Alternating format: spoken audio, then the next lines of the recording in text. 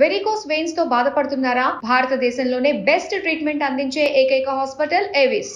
నమస్తే రమ్మగారు. నమస్తే జయ. రమ్మగారు, శివరాత్రికి జాగరణ చేయటం అలాగే ఉపవాసం ఉండటం ప్రధానంగా చేస్తాం కదా. అసలు జాగరణ ఎలా చేయాలి, ఉపవాసం అంటే ఎలాంటి నియమాలు పాటించాలి? ఉపవాసానికి సరైన అర్థం సమీప వసనము, భగవంతునికి దగ్గరగా ఉండటం. అంటే ఇప్పుడు మనం అన్నం తింటాం అనుకో, అన్నం తినగానే ఆవకాయ వేసుకుందాం, లేదా ముద్దపప్పులోకి నెయ్యి వేసుకుందాం, దాంట్లో ఆవకాయ నలుచుకుందామా, మాగాయ నలుచుకుందాం, దెబ్బకాయ నిమ్మకాయ నలుచుకుందామా అనిపిస్తుంది ఊహ. తర్వాత పప్పుచారులు ఉప్పు తక్కువైందని ఉప్పు వేసుకుంటాం, 2 వడియాలు నలుచుకోవాలి, 2 అప్పడాలు నలుచుకోవాలి, 2 ఊరుమిరపకాయలు కావాలి. ఎంత వచ్చింది ఆసక్తి? అవును, అవునా? అన్నం హెవీగా తినేటప్పుడు బాగుందని ఇంకో ముద్ద ఎక్కువ తింటాం, పొట్ట నిండా ఉంటుంది అని ఆవలిస్తాం. ఎస్, ఈ మొత్తం క్రియలో భగవంతుడు ఉన్నాడు. ఎక్కడైనా పొట్టలో ఉన్న భగవంతుడిని, వైశ్వానరుణ్ణి మనం పూజించాం. పొట్టలో ఉంటుంది, అదేమిటిది, ఒక అగ్ని, వైశ్వానరాగ్ని అంటారు, ఏదో అగ్ని. మొత్తానికి ఈ అగ్నిని పూజించాం. కానీ విరాట్ పురుషుడైన పరమేశ్వరుని పూజించిన దాఖలాలు లేవు, అందులో ఉండవు కదా. అందుకని ఏంటంటే ఆహారం హెచ్చుగా తీసుకోకూడదు.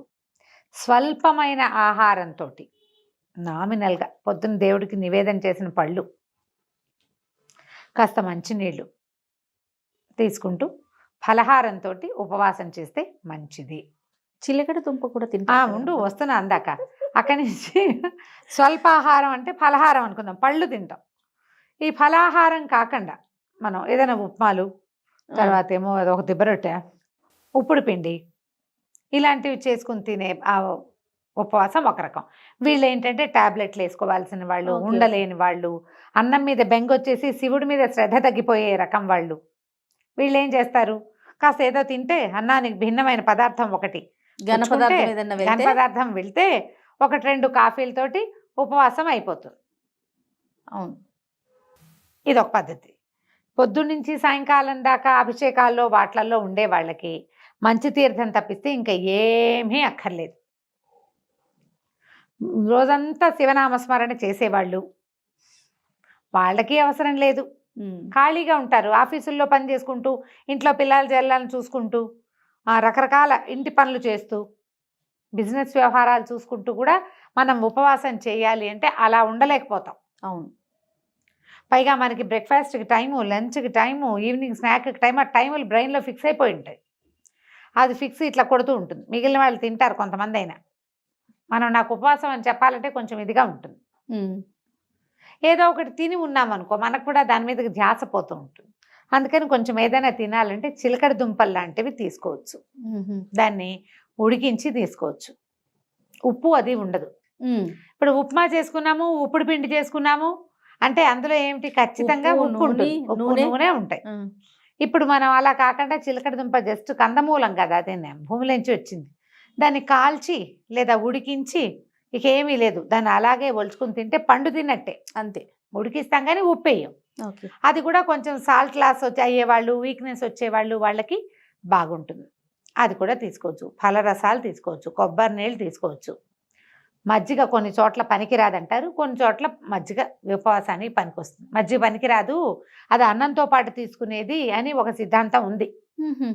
మన ప్రాంతాల వారీగా దాన్ని మార్చుకోవచ్చు మనం. అదేలేండి, మన ప్రాంతాల్లో మజ్జిగ పనికొస్తుంది అనుకోండి, పుచ్చుకోండి. పల్చటి మజ్జిగ తీసుకుంటే ఆ శరీరానికి ఆరోగ్యము, ఉపవాసం డిహైడ్రేట్ అవ్వకుండా ఉంటాము, ఉపవాసం కూడా నెరవేరుతూ ఉంటుంది అందులోనే. అయితే ఏంటంటే ఈ ఉపవాస నియమము అస్సలు ఉండలేని వాళ్ళు, ఆహారం అత్యవసరమైన వాళ్ళు, వీళ్ళు కూడా మేము ఉపవాసం ఉండాలండి అంటే ఒక చిన్న సూక్ష్మం. పొద్దున దేవతార్చన చేసుకుంటాం కదా, దైవారాధన ఏదో చేసుకుంటాం, పూజ పునస్కారం సింపుల్గా అయినా దీపం పెట్టి ధూపం చూపించి తర్వాత 2 అరటిపళ్ళు నివేదన పెట్టే అలవాటు ఉన్న వాళ్ళు కూడా పొద్దున మీరేం వండుకుంటారో, ఉప్మా అయినా సరే దాన్ని దేవుడికి నివేదన చేయండి. ఓకే, అన్నాన్ని మీరు పెట్టుకున్నటువంటి పప్పు, కూర, చారు, ఆ పదార్థాలతో పాటుగా నివేదన చేయండి, చూపించండి దేవుడికి. ఆ నివేదన చేసింది ప్రసాదం అనబడుతుంది, అన్నం అనకూడదు ఇంకా దాన్ని. ఓకే, ప్రసాదాన్ని తీసుకోండి. ఆరోగ్యం సరిలేని వాళ్ళు, కడుపుతో ఉన్న వాళ్ళు కూడా చేయొచ్చేది ఉపవాసమే. అది ఉపవాస నియమాలు, ఇది ఒక సూక్ష్మం. ఈ నివేదన చేయబడని ఏ వస్తువుని తినద్దు. మధ్యాహ్నం బిస్కెట్లు, సాయంకాలం చాక్లెట్ నోట్లో వేసుకోవటాలు అవి చేయొద్దు. కాఫీ, టీ, పాలు, మజ్జిగ ఈ 4టికి ఎగ్జంప్షన్. ఘనమైన ఏ పదార్థమైనా సరే పొద్దున నివేదన చేస్తే తీసుకోండి. సాయంకాలం కూడా దేవుడికి చూపించిన పళ్ళు తీసుకోవచ్చు. మీరు పొద్దున అన్నము తినేస్తారు, రాత్రికి పళ్ళు తింటారు, ఉపవాసం సరిపోతుంది. ఎవరైనా ఏదైనా ఆఫర్ చేస్తే తీసుకోవద్దు. నేను అన్నం తినేసా అని చెప్పండి, నేను ప్రసాదం తిన్నా అని చెప్పండి. ప్రసాద భావనలో ఉండాలి. ప్రసాదమే తీసుకుంటాం. దసరాల్లో ఒక సంవత్సరం చాలా తీవ్రమైన అనారోగ్యం చేసింది నాకు. కానీ నాకు ఉపవాస నియమం చేయడానికి వీల్లేదు. తప్పకుండా ఉపవాసం చేయాలనే ఉంది. మేము ఈ నియమం తీసుకున్నాం. మాకు ఒక పెద్దవారు బోధించారు ఇది. ఓహో, పొద్దునే నివేదన చేసేస్తావా, అన్నం కూర ఏం చేస్తావో అది కానిది మరమరాలు కూడా మరమరాల్లో ఒక కణం కూడా తీసి నోట్లో వేసుకోకూడదు. నివేదన చేసింది మాత్రమే పుచ్చుకోవాలి. సాయంకాలం నివేదన చేయండి, అది పుచ్చుకోండి, అంతే. బాగుంది. ఇలా చేయొచ్చు. దీంతో ఏ అభ్యంతరము లేదు. ఇంకొక చిన్న అనుమానం రమ్మగారు, మరుసటి రోజు కూడా ఈ ఉపవాస దీక్షను కొనసాగించాలా? కాదు, ఇవాళ రోజంతా ఉపవాసం ఉన్నామనుకో, మర్నాడు మధ్యాహ్నం భోజనం చేయొచ్చమ్మా, దాంట్లో ఏమీ లేదు. అయితే ఇప్పుడు మనం ఏకాదశి, ద్వాదశి చేయమా జయ? ఏకాదశి రోజంతా ఉపవాసం ఉంటాం కదా. అవును. ఏకాదశి నాటి జాగరణ చేసే విధానం కూడా ఉంది, ఇప్పుడు చేయట్లేదు మనం. అవును. ద్వాదశి నాటి పగలు భోజనం చేస్తాము. ద్వాదశి నాటి రాత్రి మళ్ళీ భోజనం చేయకూడదు. ఓహో, ద్వాదశి పారణ చేసి ద్వాదశి నాటి రాత్రి భోజనం చేయం. అలాగే శివరాత్రి మరుసటి రోజు మధ్యాహ్నం భోజనం చేస్తే రాత్రికి పలహారం చేయమనే చెప్తారు, అన్నం తినండి అని చెప్పరు. ఓకే అండి, ఓకే. అయితే దీంతో పాటు మనకి జాగరణ మీద అనుమానాలు. అవునండి. జాగారం చేయటం, ఇప్పుడు జాగరణ అందరూ చేయగలరా? మనం వేతన జీవులం కదా ఎక్కువ భాగం. అందరూ మర్నాడు పొద్దున పనికి వెళ్ళవలసిన వాళ్లే కదా. తెల్లవార్లు మెలకుగా ఉండగలిగే వాళ్ళు ఎవరుంటారో శివనామస్మరణతోటి దేవాలయంలోనో లేదా లింగోద్భవ కాలంలో అభిషేకాలు జరుగుతుంటే అభిషేకం ఇంట్లో చేయించుకునే వాళ్ళు, మఠంలోనో పీఠంలోనో దేవాలయంలోనో సామూహికంగా అర్చనలు జరిగే చోట ఉండేవాళ్ళు తెల్లవార్లు జాగరణ చేస్తారు. ఇళ్లలో కూడా కొంతమంది చేస్తారు జాగారం చేస్తే. అయితే జాగారానికి ఒక నియమం చెప్తారు. తెల్లవార్లు జాగరణ చేసిన వాళ్ళు మరుసటి రోజు పగలు పడుకోకూడదు.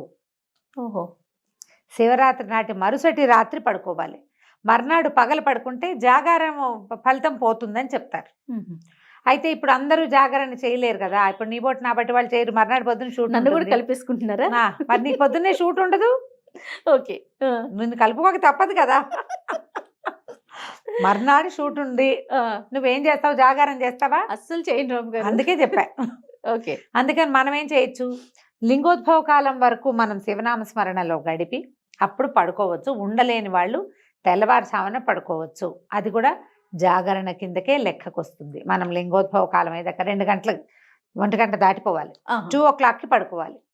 2 గంటలకు పడుకుని మర్నాడు యథావిధిగా శివార్చన చేసుకుని యథావిధిగా భోజన కార్యక్రమాలు తీసుకోవచ్చు. పగలు పడుకోకూడదు, అది నియమంగా పెట్టుకోవాలి. శివరాత్రి మరుసటి రోజు పగలు పడుకుంటే ముందు రోజు నువ్వు 1 గంట దాకా మెలకుగా ఉండి శివనామస్మరణ చేసే ఫలితం కూడా పోతుందట. ఓకే, ఉండకూడదట, పడుకోకూడదు. పగలు నిద్ర మానేయండి, ఆరోగ్యానికి మంచిది. రమ్మగారు, జాగరణ, ఉపవాసం వీటితో పాటుగా శివనామ స్మరణను మాత్రం వదలకూడదు అంటారు కదా. వదలకూడదు. సామాన్యులు కూడా అనుకోవటానికి వీలుగా ఎలాంటి మంత్రం చెప్తారండి?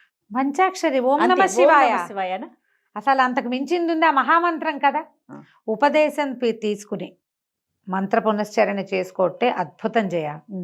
ఉపదేశం లేకపోయినా కూడా మనం ఏ ఆలు రాసేటప్పుడు మొదటి రోజున అక్షరాభేదం ఓ నమః శివాయ రాయిస్తారు. మనం చదువుకోవచ్చు, అది చాలా చక్కగా చెప్పుకోవచ్చు. నా మాట ఏంటంటే ఈ మొత్తం చెప్పామా, చివరికి కన్క్లూడింగ్ పార్ట్ ఒకటి చెప్తా. చెప్పండి. శివరాత్రి రోజున మీరు ఉపవాసం చేయకపోయినా, జాగారం చేయకపోయినా, పూజ చేసుకోపోయినా, గుళ్ళోకి వెళ్ళలేకపోయినా, లేదా ఈ మన ఏకాదశి రుద్రాభిషేకాలు అటెండ్ చేయలేకపోయినా ఇతరులతో పోట్లాడకండి. మీరు ఎవరితో మాట్లాడుతున్నారో, ఎవరితో కలిసి ప్రవర్తిస్తున్నారో వాళ్ళని శివుడుగా భావించండి. చాలు, అంతే. శివరాత్రి పూర్తిగా సక్సెస్ అయిపోతుంది. ఈ రోజున మీరు దుర్భాషలాడటము, పోట్లాడటము, అనవసరమైన వాదనలకు దిగటము, అక్కర్లేని వ్యవహారాలు చేయటము అది మాత్రం చేయబోకండి. ఈ పూజా విధానం అవన్నీ మనకి చేత కాకపోయినా ఓం నమ శివాయ, ఓం నమ శివాయ, ఓం నమ శివాయ అనుకున్నా, జపిస్తూ ఉంటేనే, నిరంతరము జపిస్తూ ఉన్నా కూడా సరిపోతుంది. జపం కూడా చెయ్యము, మాకు ఇష్టం లేదు, మాకు చేత కాదు అనుకునేవాళ్ళు కనీసం పోట్లాడకండి. బాగుంది. ఈవేళ శివుడు భూమి మీద నడుస్తున్నాడు, మనకి ఎదురవుతాడు అన్న భావనతో పనిచేయండి, చాలా బాగుంటుంది జీవితం. సూపర్ రమ్మగారు. నమస్తే. నమస్తే జీ.